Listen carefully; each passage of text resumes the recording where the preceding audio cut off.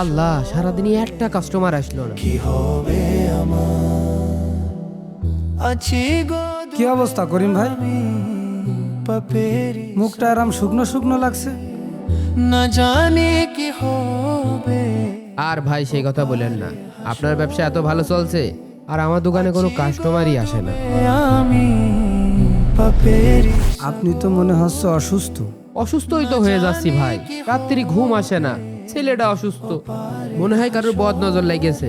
সকালবেলা ফজরের নামাজের পরে চলেন হুজুরির কাছে যাই। বিনাই তোমারি সুপারিশ বিনা। হুজুর, ব্যবসায় বরকত নেই, ঘরে অশান্তি, কি করব কিছুই বুঝতে পারছি না। আপনি ঘরে ঢোকার সময় কি দোয়া পড়েন?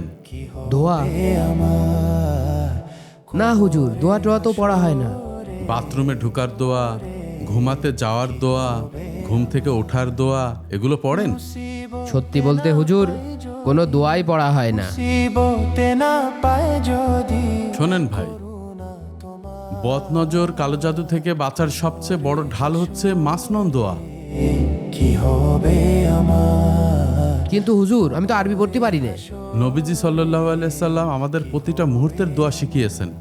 এই দেখেন, এই হলো মাসনুন দোয়া, দোয়ার স্টিকার। এই নেন, দেখেন। দোয়া? সূরা নাস, আয়াতুল কুরসি, বাকারার শেষের দুই আয়াত, দুরুদে ইব্রাহিম। আরবি না জানলেও সমস্যা নেই, ওখানে কিউআর কোড আছে, ওটা স্ক্যান করে আপনি অডিও শুনতে পারবেন। জি হুজুর, আজকে থেকে আমি সকল দোয়া পাঠ করব।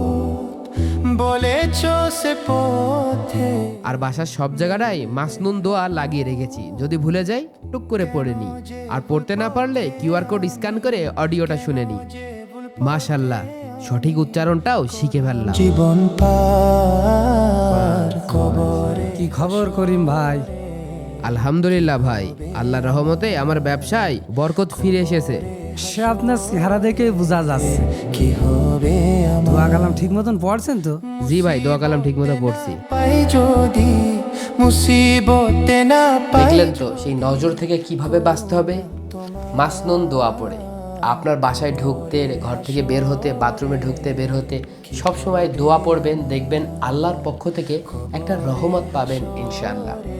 আমি মাসনুন দোয়াটি রেগুলার পড়ছি, আপনি পড়ছেন তো? কবরে হাসরে